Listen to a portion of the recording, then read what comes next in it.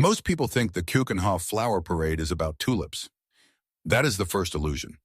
What looks like a simple springtime spectacle is actually a 42-kilometer moving work of art built through months of planning, shaped by entire towns, and carried by a tradition born out of post-war recovery. By the time the floats roll past Lissa and the gardens of Keukenhof, what you are really seeing is not just beauty, but a region announcing itself to the world through color, scent, labor, and timing so precise it feels almost unreal. And that is exactly what makes this festival different. Bloemencorso Bollenstreek Corso. In 2026, the event most visitors call the Keukenhof Flower Parade is the 79th edition of Bloemencorso Bollenstreek, the flower parade of the bulb district. It takes place on Saturday, April 18th, and the route begins in Noordwijk before traveling through the flower-growing belt toward Haarlem, passing the Lissa area and the world-famous Keukenhof Gardens at the very moment spring is usually at its most photogenic. Keukenhof itself is open from March 19th to May 10th in 2026, which means the parade arrives when the park, the fields, and the surrounding towns are all speaking the same visual language: fresh bloom, cool air, and an almost impossible concentration of flowers. Bloemencorso Bollenstreek Keukenhof Corso. To understand why this parade feels so polished today, you have to go back to the years just after World War II. According to the commonly accepted history, the first flower parade of the bulb region took place in 1947, when communities that had lived through occupation, loss, and scarcity were suddenly looking for reasons to gather in public again. One widely repeated story credits Willem Warmenhoven, an amaryllis grower from Hillegom, with creating the first major float, a whale built on a small truck and covered with hyacinths. That detail matters because it tells you everything about the spirit of the event. It began not as luxury, but as invention. Not as spectacle for tourists, but as a regional act of recovery, imagination, and civic pride. Bloemencorso Bollenstreek, Wikipedia. And yet the real story begins here. This parade is not simply celebrated because flowers are beautiful. The deeper reason is that the Bollenstreek, the Dutch bulb district, built part of its identity around the cultivation, trade, and display of spring flowers. The parade became a public expression of that identity. It is a showcase for horticultural skill, design, teamwork, and local reputation. But it is also a seasonal marker. It tells the country, and increasingly the world, that spring in this region has arrived in full force. Over time, the event became both cultural heritage and economic signal, linking farms, towns' tourism, and memory into one moving procession.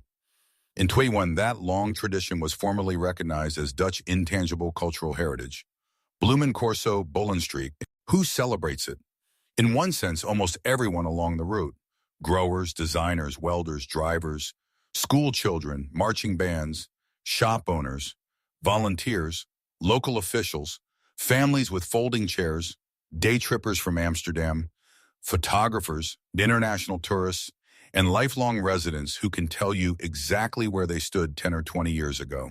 But there is another side to this story, because the parade is not held by an anonymous event machine.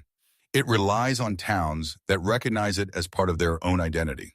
Noordwijk, Voorhout, Sassenheim, Lissa, Hillegom, and the communities further along the route all help shape its atmosphere, each one adding its own crowd, storefront energy, and roadside rhythm to the same unfolding day. Corso route Bloemencorso Bollenstreek. Long before the first spectator sees a float, the real work has already been underway for months.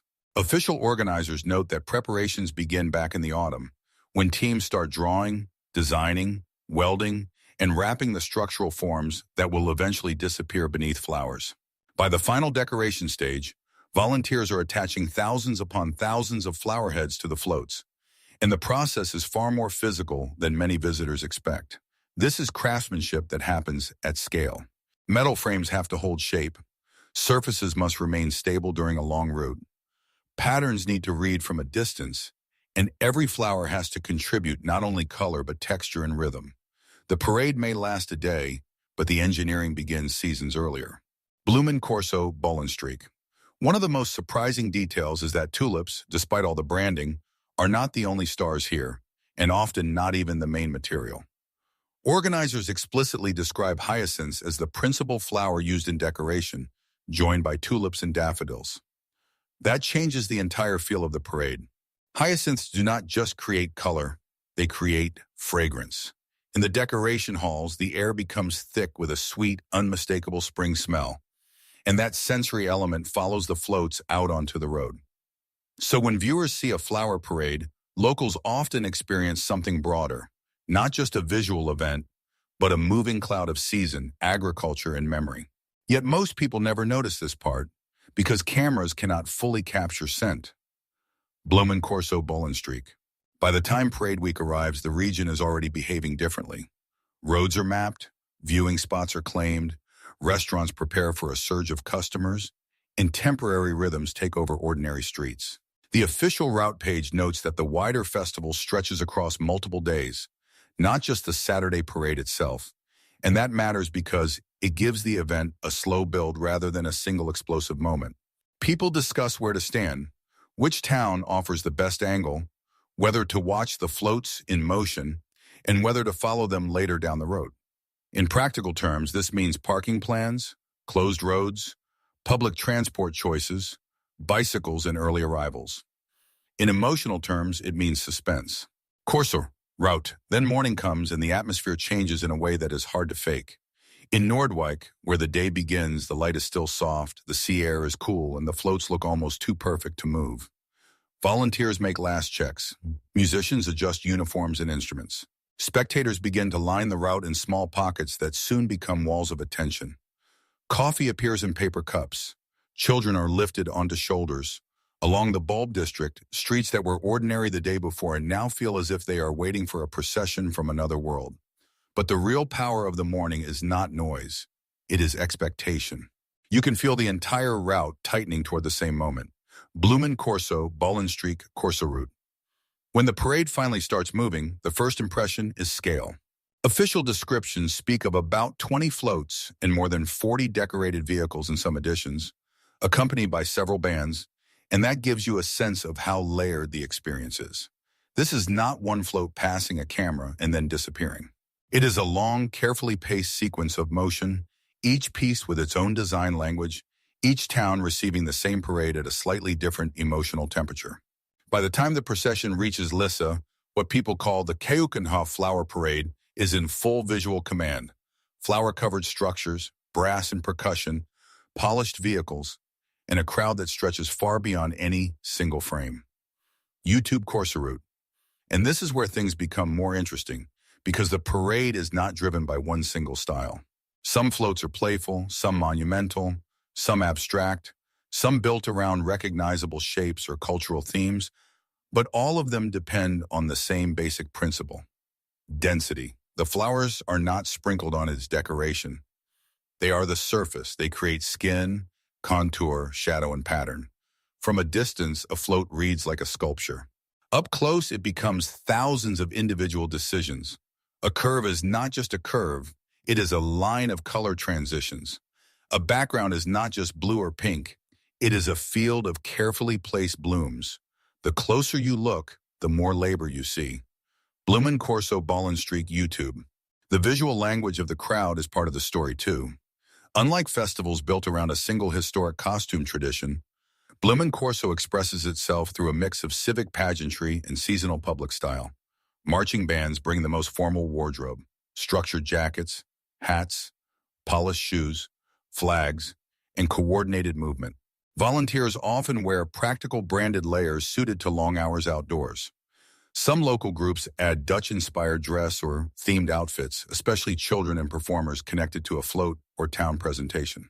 But the real costume of the parade may be the region itself: neat facades, blooming fields, orange and pastel shop displays, bicycles leaning against barriers, and whole families dressed for a day outside in unpredictable spring weather. YouTube Keukenhof. As the floats pass Keukenhof in the Lissa area, the setting adds another layer of meaning. Keukenhof is not just a nearby tourist attraction.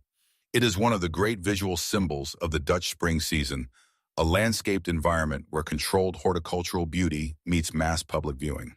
The park's own landmarks, including its windmill, pavilions, boat rides, bike routes, restaurants, and carefully planned flower displays help explain why this part of the route feels so iconic. What the parade does is take the logic of Keukenhof and set it in motion. In the park, flowers are arranged in beds and compositions. On parade day, that same design intelligence appears on wheels and rolls past the crowd like a temporary kingdom of spring. Keukenhof Bloemencorso Bollenstreek. Around midday and into the afternoon, the street atmosphere becomes its own documentary subject. Official route guidance even points visitors toward restaurants and refreshments along the way, which hints at the parade's local economic pulse. Terrace tables fill up. Snack counters and cafes do brisk business. People drift between curbside viewing and quick breaks for coffee, sandwiches, friazes, sweets, and warm drinks when the wind turns colder than expected. Music carries between buildings. Shop windows turn into unofficial viewing galleries.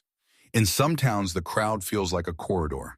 In others, it feels like a public square that has stretched itself into a road. But through all of it, the floats keep the day anchored. Corso route. There is also a hidden rhythm to the event that casual visitors may miss. The parade is slow, but it's not loose. Distances have to be managed. Roads close before and after the procession. Grandstands are placed in key towns. Marshals, drivers, and organizers work to keep the flow steady because even a small delay can ripple down the route for hours. That is why the parade feels so composed on camera. Underneath the beauty is logistics, timing, route control, crowd management, vehicle spacing, and the constant quiet problem-solving that keeps a moving flower exhibition from becoming chaos. The smoother it looks, the more invisible work is being done behind the scenes. Corso route Bloemencorso Bollenstreek. By late afternoon, the emotional tone begins to change. The excitement of the start gives way to a richer kind of appreciation. Viewers have now seen enough floats to understand the scale of the craftsmanship. Children who were energized in the morning are tired but still watching. Photographers begin chasing warmer light. The colors on the floats change with the sun, and this is something editors love. Flowers that looked crisp and graphic earlier in the day now become softer, deeper, almost painted. The parade has not changed, but the light has. And in a festival built entirely on color, changing light feels like a second performance layered over the first. Keukenhof YouTube. As the procession continues toward Haarlem, the parade stops feeling local in the narrow sense and starts to feel regional in the fullest sense. It has gathered meaning from every town it passed through. That is one reason nearly 1 million people are said to come to the event each year. Some watch a single stretch, others follow it. Some care about the artistry, others come for tradition, nostalgia, photography, tourism, or simply to be among people when the Netherlands looks most like the image it sends to the world. But there is another side to this story. For residents, the parade is not just a postcard. It is proof that local identity can still organize public life on a massive scale. Bloemencorso Bollenstreek. That modern relevance is impossible to ignore. The parade supports tourism, yes, but it also reinforces the reputation of the bulb-growing region itself. It turns flower cultivation into narrative and public memory. It gives local businesses one of the biggest days of the spring season. It encourages younger generations to participate not by standing on the sidelines, but by volunteering, building, decorating, performing, and learning how the event actually works. In an era when many public traditions struggle to survive unless they become either commercial spectacle or nostalgia, Bloemencorso manages a more difficult balance. It remains visually spectacular without losing its community base. That may be the most impressive thing about it, Bloemencorso Bollenstreek. And perhaps the most underrated fact of all is this. The parade looks effortless only because so many people agree to do difficult, temporary work for something that disappears almost immediately. The floats are fragile by design. Their peak beauty lasts for a brief window. The crowds go home. The roads reopen. The flowers age. What remains is memory, footage, photographs, and the anticipation of doing it all again next spring. That impermanence is part of the festival's emotional power. It is not trying to outlast history in stone. It accepts the rhythm of growth, bloom, display, and fading. In that sense, the parade is deeply Dutch and deeply spring-like at the same time. Bloemencorso Bollenstreek Keukenhof. So when people call this the Keukenhof Flower Parade 2026, they are naming something real, but not the whole story. Yes, it is one of the most spectacular spring festivals in the Netherlands. Yes, it delivers exactly the visual dream that viewers hope for. Flowers, crowds, music, movement, and the full bloom atmosphere of Lisi and the Bulb District. But the more complete truth is even better. This is a living regional tradition that began in the shadow of war, matured into an international spring icon, and still depends on hands, towns, and timing more than hype. By nightfall, when the last viewers drift away and the scent of hyacinths begins to thin in the air, what stays with you is not just what you saw. It is the feeling that an entire landscape briefly came alive and moved.